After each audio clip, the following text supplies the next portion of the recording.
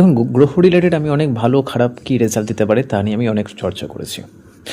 আমি একটু শনির একটা গোচর নিয়ে আমি আপনাদের সাথে একটু একটা জিনিস জানাতে চাই, সেটা একটুখানি শনি এবং রাহু দুটোরই। দেখুন, আপনার বার্থ চার্টে যে অষ্টমপতি আছে না, 8 লর্ড, ইদার ফ্রম লগ্ন আর চন্দ্র লগ্ন, কোনটা স্ট্রং সেটা আপনাকে দেখতে লাগবে।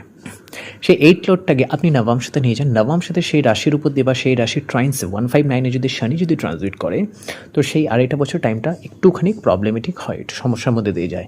এবং সেম 8 লর্ডকে যদি আপনি D12 চার্টে যদি নিয়ে যান, সেম সেই অষ্টমপতিকে D12 মানে দ্বাদশ চার্টে যদি নিয়ে যান, আর তার উপর দিয়ে যদি রাহু যদি গোচর করে, তাহলে সেই টাইমটা প্রবলেম হয়। কেন আমি D12 চার্টে আমি রাহুকে কেন নিলাম? তা D12 দ্বাদশ চার্ট যেটা হচ্ছে প্যারেন্টাল চার্ট বলা হয়, ঠিক আছে?